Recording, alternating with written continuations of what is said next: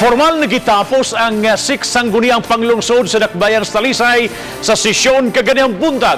Lakip sa pagtapos maong pag-ila sa naitabo sa mga konsehal sa pagpanday o mga ordinansahon o pagduso og mga resolusyon alang sa kaayuhan sa Dakbayan. Gipasidunggan usab ang mga konsehal nga napupos na ang ilang termino sa kaudtohon sa Hunyo 30. Si Chona Carion sa report. Kaganihang buntag mao ang closing session sa Talisay City Council. Gipasidunggan sa konseho sa Dakbayan ang mga outgoing councilor nga sila si Konsehal Arturo Bas, Konsehal Doroteo Imit, lakip kag gipasidunggan maong 3-termers nga mga konsehal nga si Konsehal Val Ilanan ug Richard Francis Hasnar. Gipasidunggan usab mao si outgoing mayor ug congressman-elect Eduardo Gullias.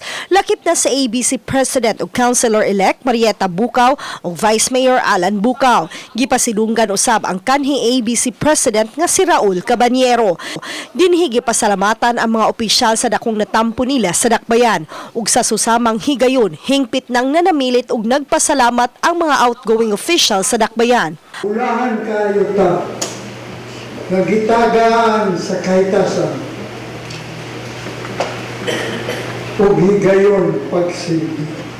Dili sa ginako kalimtan ug ato sa ginpadayunon kung naamanggalit to ikatabang another fully support the new elected or mandated sa niyaging eleksyon.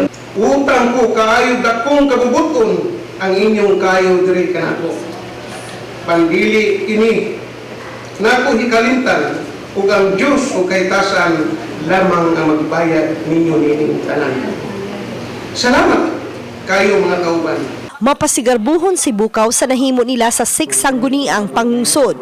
Moabot sa 2,178 ka mga resolutions ug 108 ka mga ordinansa ang napanday ubos sa 6 sangguniang panglungsod.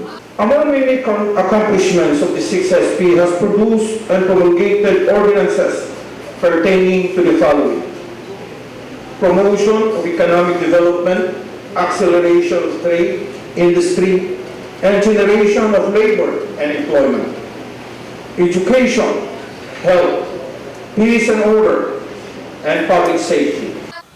Uban ni Marlon Melgaso, Chona Carion, Balitang Bisdak.